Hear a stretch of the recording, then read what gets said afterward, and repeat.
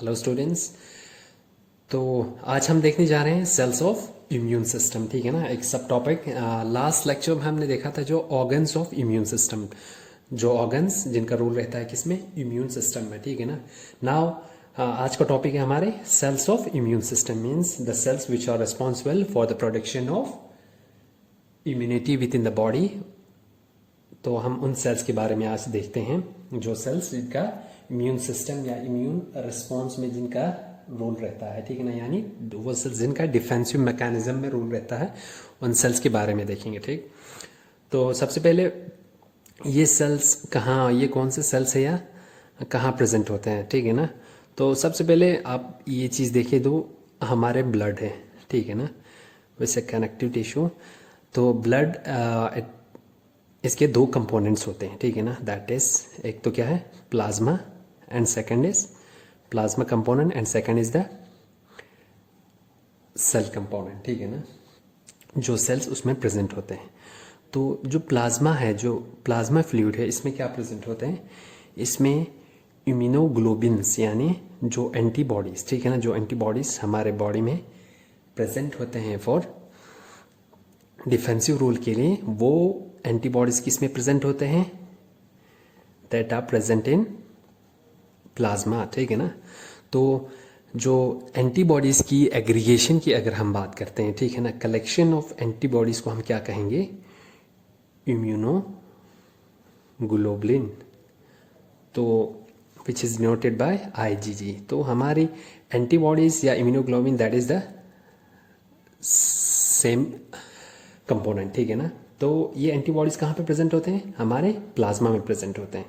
और जब हम सेल्स की बात करते हैं, ठीक है ना, तो जो ब्लड सेल्स है उसमें मेनली कौन कौन से टाइप्स है, that is RBC, WBC and third is the platelets.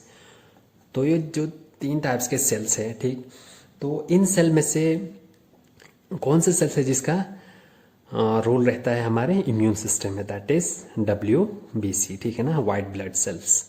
तो ये सेल्स रिस्पॉन्सिबल है किसके लिए, इम्यूनिटी के लिए हमारी बॉडी में। ठीक है ना, तो WBC का क्यों रोल रहता है हमारे इम्यून सिस्टम में, हालांकि यहाँ पे RBC भी है, ठीक है ना, प्लेटलेट्स भी है। तो why WBC plays an important role, तो उसके लिए इन डिफेंसिव मैकेनिज्म, तो उसके कुछ रीजंस है, दैट इज, अगर रीजंस की हम बात करें, ठीक है ना, WBC का डिफेंसिव मैकेनिज्म में क्यों रोल रहता है। तो सबसे पहले क्या है, जो WBCs है वो, उनमें एक प्रॉपर्टी होती है कि वो एंटीजेंस को क्या करती है, रिकॉग्नाइज करती है। ठीक है ना, जो हमारे बॉडी में रिकॉग्नाइज करती है, ठीक है ना, जो फॉरेन पार्टिकल्स, ठीक है ना, या फॉरेन बॉडीज हमारे बॉडी में एंटर करती है, ठीक है ना, एंटीजेंस, उनको कौन रिकॉग्नाइज करती है, ब्लड सेल्स में से हमारे WBC। ठीक है ना, दिस द फर्स्ट रीजन। और सेकंड रीजन अगर हम बात करें, तो WBC में जो सेल्स हैं, the cells that contain the immunoglobulin receptor, ठीक है ना, इनमें क्या प्रेजेंट होता है, इम्यूनोग्लोबिन रिसेप्टर। इनके सरफेस पे क्या प्रेजेंट होते हैं, जैसे ये कोई WBC है, ठीक है ना, तो इनके सरफेस पे क्या होगा, इम्यूनोग्लोबिन रिसेप्टर। ठीक है ना, मींस एंटीबॉडीज के लिए जो रिसेप्टर चाहिए वो इन WBC के सरफेस पे प्रेजेंट होगा। ठीक, एंड थर्ड रीजन अगर हम देखें तो न्यूक्लियस जो इसमें प्रेजेंट होता है, which will play an important role in controlling the whole environment of defensive mechanism. तो दीज आर द 3 रीजंस कि WBC क्या करता है, हमारे बॉडी में इम्यूनिटी प्रोवाइड करता है। ठीक, so these are the reason कि दैट प्रोवाइड, ये क्या प्रोवाइड करेगा, प्रोटेक्शन टू आवर बॉडी। ठीक है ना, प्रोटेक्शन प्रोवाइड करेगी। ठीक, सो WBCs में यही रोल रहता है कि WBCs का क्या, WBC क्यों, WBC हमारे बॉडी में डिफेंसिव मैकेनिज्म का रोल प्ले करता है। इनमें प्रॉपर्टी होती है, हम इस तरह भी बोल सकते हैं कि WBC कंटेन्स है स्पेसिफिक या नॉन स्पेसिफिक इम्यूनिटी। ठीक है ना, जिसकी हमने फर्स्ट लेक्चर में बात की थी। ठीक है ना, स्पेसिफिक और नॉन स्पेसिफिक इम्यूनिटी के लिए कौन रिस्पॉन्सिबल है, द WBC। ठीक, सो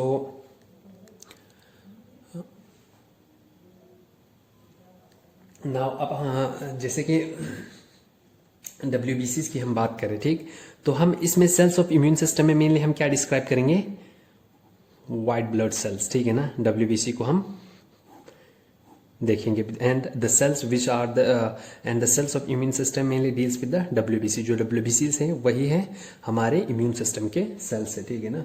और WBCs की अगर हम बात करें तो ये मैंने आपको पिछले लेक्चर में भी बताया था कि इट कंसिस्ट ऑफ, ठीक है ना, इसमें अगर हम देखते हैं WBC की कितने टाइप्स है, तो on the basis of presence of granules, अगर ग्रेन्यूल्स की प्रेजेंस पे अगर हम on the basis of presence of granule के बेसिस पे अगर हम देखें तो WBC के दो टाइप्स है, दैट इज ए ग्रेन्युलोसाइड्स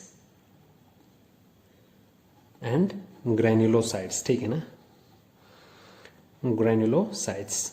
नाउ नाम से ही पता चल रहा है, ठीक, जो ए ग्रेन्युलोसाइड्स है उसमें ग्रेन्यूल्स क्या होंगे, एब्सेंट होंगे, ठीक है ना, इनमें क्या होगा, ग्रेन्यूल्स विल बी एब्सेंट, और इसमें क्या होगा, presence of granules will be, granules आपको मिल जाएंगे किसमें, ग्रेन्युलोसाइड्स में। तो ग्रेन्यूल्स के बेसिस पे WBC की दो टाइप्स है, दैट इज ए ग्रेन्युलोसाइड्स एंड ग्रेन्युलोसाइड्स, ठीक है ना। तो ए ग्रेन्युलोसाइड्स की अगर हम बात करें तो जो ए ग्रेन्युलोसाइड्स है, ठीक है ना, it's mainly of two type, ठीक है ना, दैट इज इसमें एक आता है हमारे लिम्फोसाइट और दूसरे क्या आता है हमारे मोनोसाइट। सो तो मोनोसाइट लिम्फोसाइट में अगर हम देखें तो it is further of three types, that is अगर हम लिम्फोसाइट्स की बात करें तो सबसे पहले इसमें क्या आता है हमारे B lymphocyte, T lymphocyte and third is the NK cells, that is natural killer cells. So these are the what granulocytes, ठीक है ना, these are the agranulocytes or the WBCs in which granules are absent। तो उसमें हम देखते हैं mainly हमारे पास क्या है, B lymphocyte है, T lymphocyte है एंड NK cells, ठीक। अगर हम ग्रेन्युलोसाइट्स की बात करें ना, अगर हम ग्रेन्युलोसाइट्स की बात करते हैं, ठीक है ना, तो ग्रेन्युलोसाइट्स में हमारे क्या क्या आते हैं, मेनली ग्रेन्युलोसाइट्स में क्या होगा, इनमें क्या होगा, ग्रेन्युलोसाइट्स में अगर हम बात करें तो इन सेल्स में क्या होगा, इन सेल्स में ग्रेन्यूल्स प्रेजेंट होंगे, ठीक है ना। ग्रेन्युलोसाइट्स की अगर हम बात करते हैं तो मेनली इसमें हमारे क्या आता है, एक तो फर्स्टली इट कम्स न्यूट्रोफिल आता है हमारे, बेसोफिल आता है और थर्ड इज द यूसिनोफिल, ठीक है ना। So these are the granulocytes, ये वो सेल्स है जिसमें क्या प्रेजेंट होगा, दीज आर द सेल्स जिसमें ग्रेन्यूल्स प्रेजेंट होंगे, ठीक है ना। ये क्या है, these are the granules that will be present in these granulocytes, ठीक। सो जो हमारे ब्लड सेल्स है वो कहाँ फॉर्म होते हैं, तो ब्लड सेल जो है वो हमारे जो बोन मेरो प्रेजेंट होते हैं, कहाँ पे, बोन में, ठीक है ना, जो बोन मेरो प्रेजेंट होगी हमारे बोन में, तो वहां पे क्या प्रेजेंट होगा, हिमेटोपोइटिक स्टेम सेल, ठीक है ना। बोन मेरो में क्या प्रेजेंट होगा, हिमेटोपोइटिक स्टेम सेल्स, ठीक। तो इन्हीं सेल से क्या बनेंगे, हमारे ब्लड सेल्स बनेंगे, like RBC, WBC and platelets, ठीक है ना। सो ये किसमें, with in the bone marrow जो हमारे WBC से वो इसमें फॉर्म होंगे।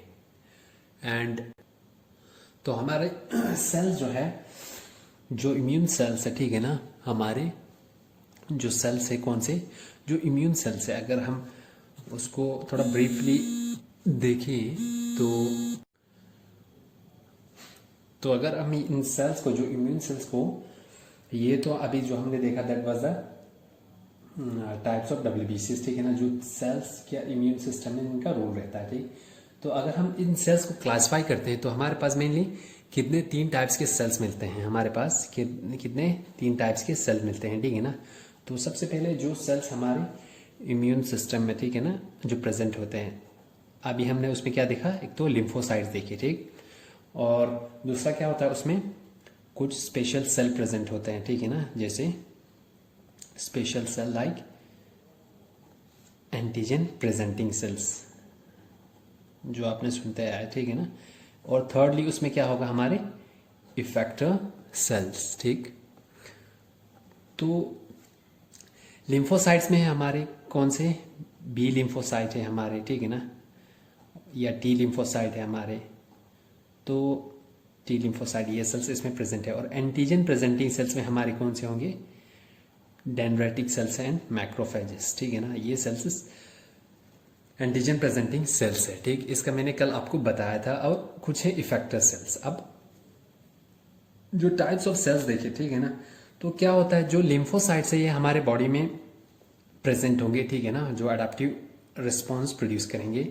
तो जैसे ये हमारी सेल है, ठीक है ना, जब कोई एंटीजन हमारे बॉडी में जब एंटर करेगी, this is the antigen that enters with in the body, ठीक। तो इसमें हमारे क्या होंगे, हमारे बी सेल या टी सेल हमारे जो पेरिफेरल लिम्फ नोड्स है उनमें प्रेजेंट होंगे, ठीक है ना। तो जब कोई एंटीजन हमारी बॉडी में एंटर करता है, ठीक है ना, तो जो बी सेल है यहाँ पे, जो लिम्फोसाइट है, जो बी सेल है, ये क्या होगा, जो हमारे बी सेल है, ठीक है ना, ये इनका इस पे क्या है, इसका रिसेप्टर प्रेजेंट है, this is the B cell. जब कभी ये किसी एंटीजन से क्या करेंगे, जब इंटरेक्ट करेंगे, ठीक है ना, जब कोई एंटीजन हमारे बॉडी में एंटर करता है तो ये बी सेल जो है वो क्या करेगा, बी सेल इस एंटीजन को क्या करेगा, रिकॉग्नाइज करेगा, ठीक है ना। जब रिकॉग्नाइज करता है तो ये बी सेल जो है इट प्रोलिफरेट्स, ठीक है ना, इसकी ग्रोथ होती है, इसकी नंबर जो है वो इंक्रीज होता है। तो ये क्या करेगी, सबसे पहले प्रोलिफरेट करेगी, ठीक, एंड फिर उसके बाद ये डिफ्रेंशिएट हो जाता है, ठीक। जब कब हो जाता है ये डिफ्रेंशिएट, जब कोई एंटीजन के साथ इसकी इंटरेक्शन हो जाती है, किसकी, बी सेल की, ठीक है ना। तो प्रोलिफरेट होने के बाद जब इंटरेक्शन हुआ तो पहले क्या होगा, प्रोलिफरेशन होगा, इसकी नंबर जो है, इसकी ग्रोथ जो है, ग्रोथ होगी और इसकी नंबर इंक्रीज होगी, और उसके बाद ये डिफ्रेंशिएट हो जाएगा, ठीक। डिफ्रेंशिएट होके ये क्या बनता है, प्लाज्मा सेल, दो सेल बनते हैं, एक प्लाज्मा सेल, दूसरा क्या है, दैट इज मेमोरी सेल। ये है बी सेल के केस में, ठीक। सो दिस प्लाज्मा सेल, जो अब बी सेल का क्या है, बी सेल की अगर हम स्पेसिफिसिटी देखें तो ये मेनली क्या एंटीबॉडीज प्रोड्यूस करती है, ठीक है ना। तो जब ये बी सेल एंटीजन के साथ इंटरेक्शन करने के बाद, जब एंटीजन, कोई एंटीजन बॉडी में एंटर किया हो, जब ये इस एंटीजन को आइडेंटिफाई करता हो या रिकॉग्नाइज करता हो, ठीक है ना, रिकॉग्नाइज करने के बाद क्या होगा, तो इसकी प्रोलिफरेशन होगी, ये बी सेल जो है इनकी ग्रोथ होगी, ये प्रोलिफरेट करेगी, मीन्स इनका नंबर जो है ये इंक्रीज करेगी। फिर उसके बाद डिफ्रेंशिएट होकर क्या बनता है, प्लाज्मा सेल बनता है और मेमोरी सेल। तो ये प्लाज्मा सेल है, ये क्या करेगा, दीज आर द सेल जो एंटीबॉडीज क्या करेंगी, प्रोड्यूस करेगी अगेंस्ट दिस एंटीजन, जो एंटीजन ठीक है ना हमारे बॉडी में एंटर किया था, तो इस एंटीजन के लिए ये प्लाज्मा सेल जो है वो क्या करेगी, एंटीबॉडी प्रोड्यूस करेगी, ठीक। तो ये एंटीबॉडी जाके इस एंटीजन पे एक्ट करेगी और इस एंटीजन को क्या करेगी, डिस्ट्रॉय करेगा या किल कर देगा, ठीक है ना। So these are the plasma cells, ये प्लाज्मा सेल्स है जो इस एंटीजन पे एक्ट कर रहा है बाय कैसे, एंटीबॉडीज प्रोड्यूस करके, ठीक है ना। तो ये तो था दीज आर द लिम्फोसाइट जो हमारे बॉडी में प्रेजेंट थे। अब बी सेल जब रिकॉग्नाइज करने के बाद डिफ्रेंशिएट होगी, क्या बनता है, प्लाज्मा सेल और मेमोरी सेल। तो इस प्लाज्मा और मेमोरी सेल को हम क्या कहेंगे, इफेक्टर सेल कहेंगे, ठीक है ना। क्या कहेंगे, इफेक्टर सेल्स। इफेक्टर सेल में क्या आता है, हमारे बी सेल के लिए हमारे प्लाज्मा सेल आता है और मेमोरी सेल, ठीक है ना। तो ये सेल्स है जो एंटीजेंस पे एक्ट करती है। तो प्लाज्मा सेल ने क्या किया, इसने एंटीबॉडीज क्या की, प्रोड्यूस की अगेंस्ट दिस एंटीजन। अब जो मेमोरी सेल है वो क्या काम करेगा, जो ये मेमोरी सेल है, ठीक है ना, ये it will remain in the, ये कहाँ पे चला जाएगा, ये मेमोरी सेल इस एंटीजन के लिए मेमोरी सेल, ठीक है ना, it will remain stored in the peripheral organs में। ये मेमोरी सेल जो है वो वहां पे क्या, वहां पे स्टोर्ड रहेगा, ठीक है ना। और जब भी नेक्स्ट टाइम जब ये एंटीजन फिर से दोबारा एंटर करेगा तो ये मेमोरी सेल इसको इजीली रिकॉग्नाइज करेगा और इसके खिलाफ जो एंटीबॉडीज है वो at a very rapid rate क्या होगा, प्रोड्यूस होगी, ठीक है ना। और लार्ज अमाउंट में इस एंटीजन के खिलाफ क्या होगा, इम्यून रिस्पॉन्स होगा। So these are the memory cells which will remain in the form of memory, ठीक है ना। मेमोरी के तौर पे हमारे जो इम्यून ऑर्गन है उसमें ये स्टोर रहेंगे, ठीक। तो this will be the another effector cell of B cell, ठीक। सो अब इसी तरह अगर हम टी सेल के केस में देखें तो बी सेल था एक, second is the T cell, ठीक है ना। तो टी सेल भी इसी तरह जब एंटीजन के साथ में क्या होगा, जब एंटीजन के साथ में ये इंटरेक्ट करेगा, जब कोई एंटीजन बॉडी में एंटर किया तो ये टी सेल रिकॉग्नाइज करने के बाद क्या होगा, इट विल प्रोलिफरेट, ठीक है ना। सबसे पहले क्या करेगा, प्रोलिफरेट एंड डिफ्रेंशिएट, फिर उसके बाद क्या हो जाएगा, डिफ्रेंशिएट।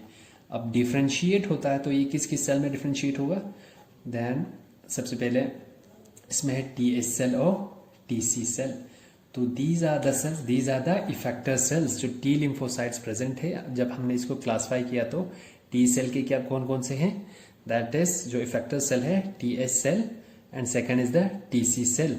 और इसमें और एक है रेगुलेटरी टी सेल भी प्रेजेंट होंगे, ठीक है ना। सो रेगुलेटरी टी सेल्स की बात करें तो ये क्या इम्यून रिस्पॉन्स को क्या करेगा, लिमिट करेगा, रेगुलेट करेगा, ठीक है ना। So these are the T cell जो टी सी सेल जो इफेक्टर सेल जो प्रोड्यूस होंगी जब एंटीजन हमारे बॉडी में क्या करेंगे, एंटर करेंगे। तो this will the T cell it will proliferate and differentiate into T H in the T C cell.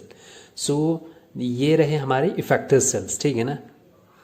और नाउ एंटीजन स्पेशल सेल जो प्रेजेंट है, तीन टाइप के सेल्स है, एक है लिम्फोसाइट्स, दूसरा क्या है हमारे स्पेशल सेल। जो स्पेशल सेल है वो क्या है, एंटीजन प्रेजेंटिंग सेल्स, तो जिसमें हमारे डेंड्रेटिक सेल्स आता है और मैक्रोफेजेस। ये क्या करेंगे, ये जो डेंड्रेटिक सेल है अपनी जो एमएससी कम्प्लेक्स है उस पे एंटीजन को प्रोसेसिंग करने के बाद प्रेजेंट करेंगे।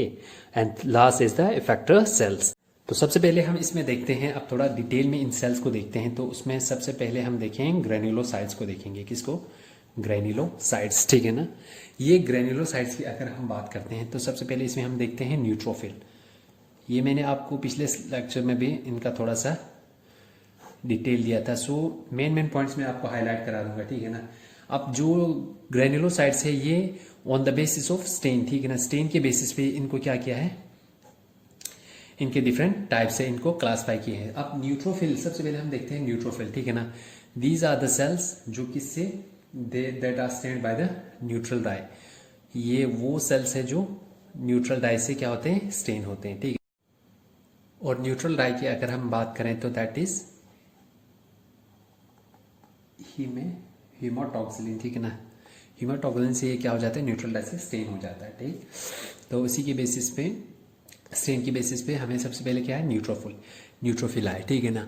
नाउ सेकंड इज, अगर हम इसकी बात करें तो it forms about 75 to 80% of total leucocytes, ठीक है ना। अगर ल्यूकोसाइट्स की अगर हम बात करें WBC की तो इट फॉर्म्स अबाउट 75 to 80%, ठीक है ना। लेकिन अगर हम ग्रेन्युलोसाइट्स की बात करें तो it forms about 90 to 95% of granulocytes. अगर ग्रेन्यूल में अगर हम इनकी कंपोजिशन देखें तो ये कितना फॉर्म करता है, इट फॉर्म्स अबाउट 90 to 95%। अब जो ये न्यूट्रोफिल है, ठीक है ना, it is phagocytic in nature, ठीक है ना। क्या है ये, अगर इसकी नेचर की हम बात करें तो ये क्या है, फेगोसाइटिक इन नेचर, ठीक है ना। फेगोसाइटिक मीन्स जब कोई सेल, जब ये न्यूट्रोफिल यहाँ प्रेजेंट होंगे तो जब बॉडी में ये कोई एंटीजन एंटर किया, ठीक है ना, तो ये न्यूट्रोफिल क्या करेगी, इसको क्या करेगी, इनगल्फ करेगी, ठीक है ना, इसको इंटरनलाइज करेगी, ठीक।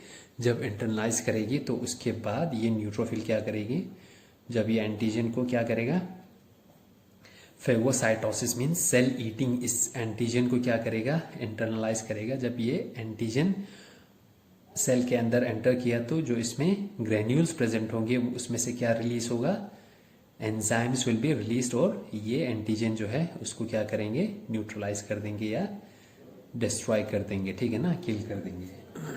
So it is phagocytic in nature, ठीक है ना।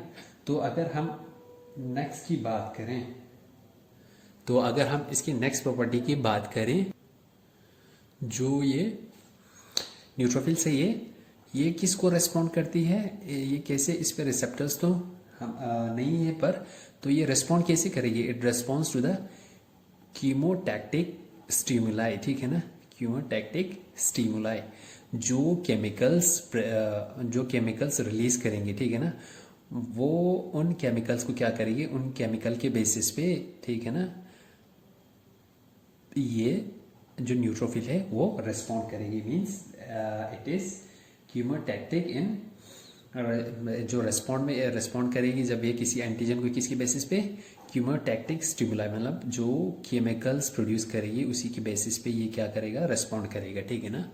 नाउ नेक्स्ट अगर हम इसकी कैरेक्टर देखें तो ये क्या होता है, ठीक है ना, इट फॉर्म्स द, क्या करता है ये, it's the main component of pus cell, ये चीज आप याद रखो, it's the main component of pus cell, ठीक है ना। जो हमारे बॉडी में क्या आता है, पस जो है ना, या वाइट कलर का जो पस है, ठीक है ना, वो किसकी वजह से है, that is mainly due to the presence of this neutrophil, ठीक है ना। And this is the important character जो आपको याद रखना है, जो मेन चीज ये है कि it is the first cell, it is the first cell, जो it is the first cell है, अगर कहीं पे किसी बॉडी में अगर क्या हो, इन्फेक्शन हो, ठीक है ना, या इन्फ्लेमेशन हो, ठीक, अगर इन्फेक्शन हो किसी पार्ट में या इन्फ्लेमेशन हो जाए, ठीक है ना, तो क्या है, या इंजरी हो जाए, अगर इन तीनों में से कोई भी कंडीशन राइज हो जाए, तो जो हमारे न्यूट्रोफिल है ये it is the first cell to reach the site of infection, जहां पे साइट ऑफ इन्फेक्शन, बॉडी के जिस पार्ट में इन्फेक्शन हुआ हो, तो उस साइड पे the neutrophils will be the first cell जो साइट ऑफ इन्फेक्शन पे या साइट ऑफ इन्फ्लेमेशन पे या साइट ऑफ इंजरी पे पहुंच जाएंगे, ठीक है ना। और अगर हम इस न्यूट्रोफिल की बात करें तो ये चीज आपको याद रखना है, न्यूट्रोफिल्स पे कौन सा रिसेप्टर प्रेजेंट होता है, ठीक है ना। इन डब्ल्यूबीसीज पे कोई ना कोई रिसेप्टर प्रेजेंट होगी किसी एंटीबॉडी के लिए, तो न्यूट्रोफिल्स पे जो रिसेप्टर प्रेजेंट होगी वो किसके लिए होगी, आईजीजी, ठीक है ना, आईजीजी के लिए, मींस इम्यूनोग्लोबिन जी, आईजीजी। अगर हम एंटीबॉडीज की अगर हम टाइप्स देखें तो यहाँ पे आपको थोड़ा एक चीज ये बता दूं, अगर हम एंटीबॉडीज को हम नेक्स्ट यूनिट में डिफाइन करेंगे, ठीक है ना। एंटीबॉडीज की अगर हम टाइप्स देखते हैं तो इसमें 5 तरह के आपको एंटीबॉडीज या इम्यूनोग्लोबिन्स देखने को मिलेंगे। सबसे पहले दैट इज आईजीएम, ठीक है ना, उसके बाद आईजीजी, उसके बाद आईजीई, आईजीए, ठीक है ना। तो these are the types of, एक क्या है, एंटीबॉडीज और इम्यूनोग्लोबिन्स, ठीक है ना। तो न्यूट्रोफिल में जो रिसेप्टर प्रेजेंट है इसके सरफेस पे, वो किसके लिए है, आईजीजी, आईजीजी के लिए रिसेप्टर प्रेजेंट है न्यूट्रोफिल के सरफेस पे, ठीक है ना। सो ये चीज आपको याद रखना है कि जो इस पर रिसेप्टर प्रेजेंट है वो किसके लिए है, दैट इज फॉर आईजीजी, ठीक है ना। सो आईजीजी के लिए, आईजीजी मीन्स जो आईजीजी एंटीबॉडी है, ठीक है ना, एंटीबॉडी जो इम्यूनोग्लोबिन है, जिसको एंटीबॉडी को हम इम्यूनोग्लोबिन भी कहेंगे, जो इम्यूनोग्लोबिन है उसकी अगर हम बात करें तो उनकी टाइप्स की, तो आईजीजी के लिए, ठीक है ना, आईजीजी के लिए न्यूट्रोफिल्स पे क्या होगा, रिसेप्टर प्रेजेंट होंगे, ठीक है ना। और जैसे कि as these are the granulocytes, ठीक है ना, तो इसमें क्या प्रेजेंट होंगे, ग्रेन्यूल्स प्रेजेंट होंगे, ठीक है ना, और ग्रेन्यूल्स इसमें प्रेजेंट होंगे। और अगर हम ग्रेन्यूल्स की बात करें तो इस सेल में क्या होगा, ग्रेन्यूल्स प्रेजेंट होगा, और उन ग्रेन्यूल्स में डिफरेंट एंजाइम प्रेजेंट होंगे। तो अगर इसकी ग्रेन्यूल्स में देखें तो कौन सा एंजाइम्स प्रेजेंट है, तो the granule it consist of, इसमें कौन से एंजाइम्स हैं, इसका it consist of enzymes like माइलोपेरोक्सीडेज, और कौन सा है, बैक्टीरियोसाइडल, ठीक है ना। ये एंजाइम्स किसमें प्रेजेंट है, इन न्यूट्रोफिल्स के ग्रेन्यूल्स में प्रेजेंट है, ठीक है ना। So these are the features of neutrophils, means इसमें ये फीचर्स हैं कि मेन फीचर ये आपको याद रखना है, this is the first cell जो कहाँ पे रिस्पॉन्ड करता है, साइट ऑफ इन्फेक्शन पे। अगर बॉडी में कहीं इन्फेक्शन हुआ हो, इन्फ्लेमेशन हुआ हो या इंजरी हुआ हो, ठीक है ना, तो ये फर्स्ट सेल है जो यहाँ पे रिस्पॉन्ड करेगी। और उसमें जो रिसेप्टर प्रेजेंट किसके लिए है, न्यूट्रोफिल पे, आईजीजी के लिए, ठीक है ना। जब ये एंटीजन को रिस्पॉन्ड करेगी तो उस टाइम पे with the help of IgG ये क्या करेगी, रिस्पॉन्ड करेगी, ठीक है ना। So this was neutrophil. Now the next is basophil, ठीक है ना। अब बेसोफिल की अगर हम बात करें तो ये किस डाई के साथ स्टेन होता है, it is stained with basic dye, ठीक है ना। ये बेसिक डाई से स्टेन हो जाते हैं ये जो बेसोफिल सेल है, ठीक है ना। अगर बेसिक डाई की हम बात करें दैट इज मिथाइलिन ब्लू, ठीक है ना, मिथाइलिन ब्लू। सो बेसोफिल जो है वो बेसिक डाई के साथ स्टेन होता है, ठीक। अब अगर हम इसकी कंसंट्रेशन की बात करें, इसकी कंपोजिशन की बात करें तो ग्रेनुलोसाइट में it forms about less than, ठीक है ना, less than 1%, less than 1% of granulocytes, ठीक है ना। और अगर हम इसकी न्यूक्लियस की बात करें, ठीक है ना, जो nucleus, this is the structure of nucleus, ठीक है ना। अगर हम न्यूक्लियस की बात करें तो that is bilobed in structure, ठीक है ना। ये क्या है, बाइलोब्ड है, ठीक। जैसे यहाँ पे जो स्ट्रक्चर दिखा है, this is the bilobed nucleus. Now अगर हम इसकी नेचर की बात करें, किसकी, बेसोफिल की, that is non phagocytic in nature, means ये फेगोसाइटोसिस जो है वो प्रोसेस परफॉर्म नहीं करेगी, जैसे हमने अभी न्यूट्रोफिल की केस में देखा। तो दिस इज बेसोफिल जो है वो क्या है, it is non phagocytic in nature, ठीक है ना। तो ये क्या करेगी, मीन्स फेगोसाइटोसिस नहीं करेगी। और अगर हम इसकी ग्रेन्यूल्स की बात करें, बीइंग ए ग्रेन्युलोसाइट, तो उसमें क्या प्रेजेंट है, मेनली हिस्टामाइन प्रेजेंट है और हिपैरिन प्रेजेंट है, ठीक है ना। अगर हिस्टामाइन को अगर हम देखें, हिस्टामाइन और हिपैरिन इनकी ग्रेन्यूल्स में प्रेजेंट होंगे। हिस्टामाइन जो है वो प्रो इन्फ्लेमेटरी है, ठीक है ना, इन्फ्लेमेशन क्या करेंगे उसको, इन्फ्लेमेशन को, जैसे बॉडी में इन्फ्लेमेशन हो जाता है तो उनकी जो रेस्पॉन्स है वो हिस्टामाइन रिलीज करने से प्रोड्यूस होगी। और हिपैरिन जो है वो that is an anti coagulant, means body में अगर कोगुलेंट ब्लड जो कोगुलेट हो जाए, ठीक है ना, उस कंडीशन में क्या जो ये बेसोफिल है वो क्या रिलीज करेगी, हिपैरिन रिलीज करेगी। और जो कोगुलेशन है उसको बीइंग एन एंटी कोगुलेंट, उसको जो ब्लड क्लॉट हो जाते हैं उनको प्रिवेंट करेगी बॉडी में ब्लड क्लॉट फॉर्म होने से, ठीक है ना। तो जैसे हिस्टामाइन की केस में अगर देखें तो ये क्या है, प्रो इन्फ्लेमेटरी। अगर बॉडी के किसी पार्ट में, ठीक है ना, लाइक जैसे कि अगर हम यहाँ देखें, यहाँ से कोई एंटीजन एंटर करता है, ठीक है ना, जिस वजह से क्या हो जाता है, बॉडी के किसी पार्ट में इन्फ्लेमेशन हो जाता है, ठीक है ना।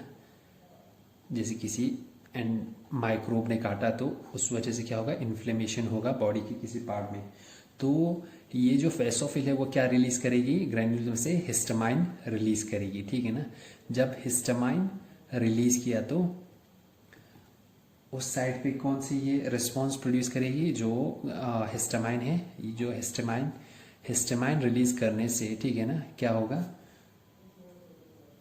It will cause swelling in that part of the body. क्या होगा, स्वेलिंग होगा, ठीक, जिसे हम क्या कहते हैं, स्वेलिंग को हम उड़ीमा भी बोलते हैं। और स्वेलिंग होने के बाद क्या हो जाता है, आपको पेन होता है ना, ठीक है ना, तो वो किसकी वजह से है, इसकी वजह से, किसकी, हिस्टामाइन की वजह से है, ठीक है ना। पेन को हम क्या बोलते हैं, डेलोर भी बोलते हैं, DALOR।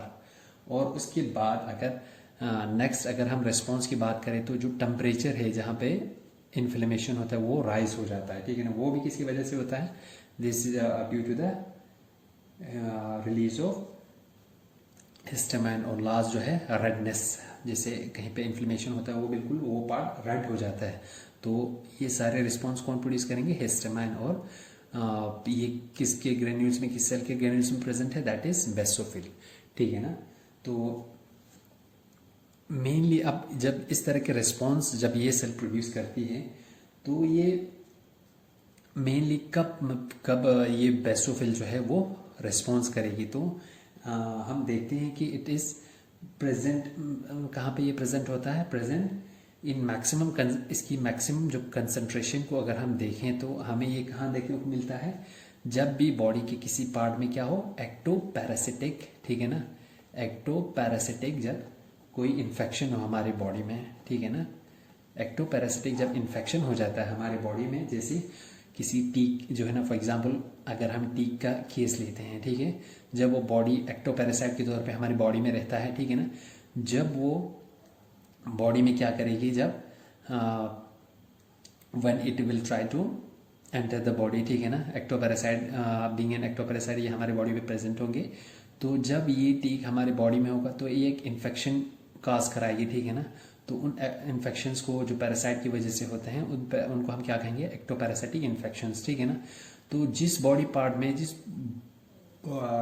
में एक्टोपैरासाइटिक इन्फेक्शन होगा तो ये जो बेसोफिल सेल्स है हमें मैक्सिमम कंसंट्रेशन अगर हम देखें तो वो इन एक्टोपैरासाइटिक इन्फेक्शन जहाँ पे होता है वहाँ पे ये मैक्सिमम कंसंट्रेशन में बेसोफिल्स प्रेजेंट होंगे, ठीक है ना। और इस तरह के इन्फेक्शंस में ये this cell will act and immune response produce करेगी, ठीक है ना।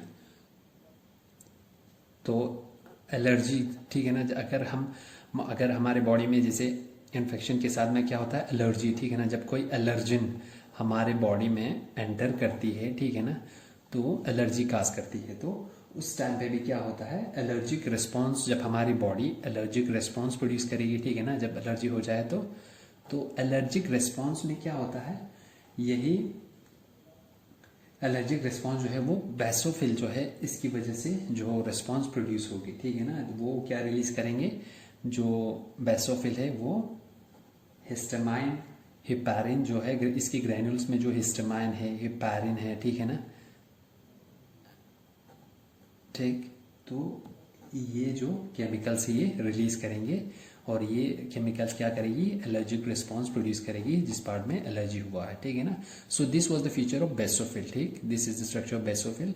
मेनली ये क्या है, नॉन फेगोसाइटिक इन नेचर, ठीक है ना, तो ये फेगोसाइटिक प्रोसेस नहीं दिखाएगी और मेनली ये कहाँ पे प्रेजेंट होगी, जब एलर्जी की केस में मेनली ये कहाँ पे प्रेजेंट होता है, किस इन्फेक्शन साइट पे, जहाँ पे वो इन्फेक्शन जहाँ पे एक्टोपैरासाइट की वजह से इन्फेक्शन हो जाता है, तो वहाँ पे बेसोफिल्स हमें मैक्सिमम कंसंट्रेशन में देखने को मिलेगी, ठीक है ना। Now next is the next granulocyte जो हमारे पास है, दैट इज इओसिनोफिल। अगर हम इओसिनोफिल को आइडेंटिफाई करें तो ये किस स्टेन से स्टेन होगा, दैट इज एसिडिक डाई से ये स्टेन हो जाता है, ठीक है ना। एसिडिक डाई की बात करें दैट इज इओसिन, ठीक है ना, ये इओसिन से जब स्टेन करेगी तो ये स्टेन हो जाएगा, दैट इज इओसिनोफिल जो है वो एसिडिक डाई से स्टेन हो जाता है। जब अगर हम इसकी बात करें तो इट इज, ये कितने परसेंटेज में हमारे बॉडी में प्रेजेंट है, तो it forms about 1 to 5% of total granulocyte, ठीक है ना। अगर ग्रेन्युलोसाइट की बात करें तो it is nearly about 1 to 5%। अगर हम इसकी नेचर की बात करें, ठीक है ना, अगर हम इसकी नेचर की बात करें तो ये किस तरह का है, it also performs phagocytosis and it is phagocytic in nature, ठीक है ना। ये क्या है, फेगोसिटिक इन नेचर, ठीक है ना। और लेकिन जैसे हमने ये किसमें न्यूट्रोफिल को भी देखा कि वो that was also in phagocytic in nature, लेकिन इन कंपैरिजन टू अगर हम इसको कंपेयर करें किसके साथ में, न्यूट्रोफिल के साथ में, तो ये इओसिनोफिल जो है that is it is weak phagocytic in nature, ठीक है ना। अगर हम किसके साथ कंपेयर करें, न्यूट्रोफिल के साथ में जब कंपेयर करते हैं, ठीक है ना, it is weak phagocytic cell in comparison to neutrophil. Now अगर हम इसकी स्ट्रक्चर की बात करें, ठीक है ना, अगर इसकी स्ट्रक्चर की बात करें तो इस तरह का स्ट्रक्चर है, ठीक है ना। जो न्यूक्लियस है वो बाइलॉक्ड है, ठीक है ना, और उस पे अगर हम रिसेप्टर की बात करें तो इओसिनोफिल पे कौन सा रिसेप्टर प्रेजेंट होता है, इओसिनोफिल पे आपको रिसेप्टर अगर आप देखें तो आपको 2 रिसेप्टर देखने को मिलता है, that is receptor for IgE and receptor for IgG, ठीक है ना। IgG और IgE का रिसेप्टर आपको इओसिनोफिल पे देखने को मिलेगा, means these are the receptors that is present on eosinophil, ठीक है ना। तो इस पे अगर हम रिसेप्टर की बात करें तो कौन सा रिसेप्टर इनके सरफेस पे प्रेजेंट होगा? फॉर IgE एंड IgG का जो रिसेप्टर है वो इस पे प्रेजेंट होगा। अगर अभी आपको ये समझ में नहीं आएगा कि यहाँ पे जो रिसेप्टर प्रेजेंट है, आप फिलहाल ये याद रख लो कि इन सेल्स पे ये रिसेप्टर्स प्रेजेंट होते हैं, ठीक है ना। मैं नेक्स्ट यूनिट में जब हम दिस एंटीबॉडीज को हम देखेंगे, उनकी स्ट्रक्चर, उनकी क्लासिफिकेशन को देखेंगे, तो आपको वहाँ पे IgG और IgG जो एंटीबॉडीज है, ठीक है ना, ये आपको वहाँ पे एक्सप्लेन करूँगा। तो उस टाइम पे आपको ये समझ में आ जाएगा कि जहाँ पे यहाँ पे जो रिसेप्टर्स प्रेजेंट है, तो वो जो एंटीबॉडी जी, ठीक है ना, IgG या IgE, वो यहाँ पे आके जो एंटीजेंस है उनको क्या करेगी, स्पेसिफिक जो एंटीजेंस है तो उनको आइडेंटिफाई करके उनको डिस्ट्रॉय कर देगी, ठीक है ना। ये वहाँ पे फिलहाल आप ये याद रख लेना कि इन पे जो रिसेप्टर्स है वो IgG के लिए और IgE के लिए प्रेजेंट होता है, ठीक है ना। और जो नेचर जो है वो क्या है, फेगोसिटिक इन नेचर, ठीक है ना। तो ये जो इयोसिनोफिल है आपको मैक्सिमम कहाँ पे देखने को मिलता है, ठीक है ना, जब हमारी बॉडी में एंडोपैरासिटिक इन्फेक्शंस होता है ना, ठीक है ना, एंडोपैरासिटिक इन्फेक्शंस, जो लास्ट हमने बेसोफिल के केस में देखा, वहां पे क्या था, एक्टोपैरासिटिक। लेकिन अगर आप इयोसिनोफिल को देखें तो ये कहाँ पे प्रेजेंट होगा मैक्सिमम, अगर इसकी कंसंट्रेशन देखें तो ये हमारी बॉडी में जहाँ पे एंडोपैरासिटिक इन्फेक्शंस जहाँ पे होंगे ना, तो मैक्सिमम कंसंट्रेशन इयोसिनोफिल का कहाँ पे होगा, जहाँ पे एंडोपैरासिटिक इन्फेक्शंस हो जाता है, ठीक है ना। जैसे एंडोपैरासाइट्स की अगर हम बात करें तो हमने प्लाज्मोडियम आपके प्रैक्टिकल में जो हमने क्या पढ़ा था उसमें मलेरिया, तो जो प्रोटोजोन मलेरिया कॉज करती है वो क्या है, प्लाज्मोडियम है ना, ठीक। तो ये प्लाज्मोडियम जैसे इट्स एन एंडोपैरासाइट, ये ठीक है ना, एंडोपैरासाइट ये हमारे बॉडी में एंटर करती है, ठीक है ना। तो एंडोपैरासिटिक इन्फेक्शन जब हमारी बॉडी में होता है तो मैक्सिमम कंसंट्रेशन में कौन सा सेल वहां पर प्रेजेंट होगा, दैट विल बी द इयोसिनोफिल। तो उस केस में इयोसिनोफिल उन साइड्स पे क्या होगा, प्रेजेंट होगा for immune response, for providing immunity, ठीक है ना।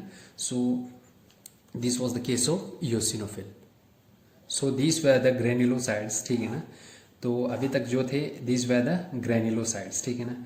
अब नेक्स्ट लेक्चर में मैं आपको बता दूंगा ए ग्रेन्युलोसाइड्स के बारे में, ठीक है ना। ए ग्रेन्युलोसाइड्स ये आपने पहले का पढ़ा हुआ है, लेकिन इसमें आपको मैं थोड़ा सा जो स्ट्रक्चर है, ठीक है ना, जब वो रेस्पॉन्ड करती है, इम्यून रेस्पॉन्ड करती है, उस टाइम पे उनकी डिफ्रेंसिएशन जो होती है वो मैं आपको यहाँ पे एक्सप्लेन करता जाऊंगा। तो नेक्स्ट लेक्चर में आपको ए ग्रेन्युलोसाइट्स, जिसमें हमारे क्या आता है, लिम्फोसाइट्स एंड मोनोसाइट जो आती है, ठीक है ना।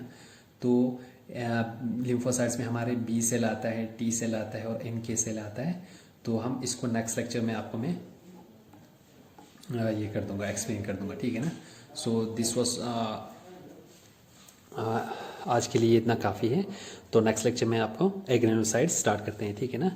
So it's all for today, thank you very much.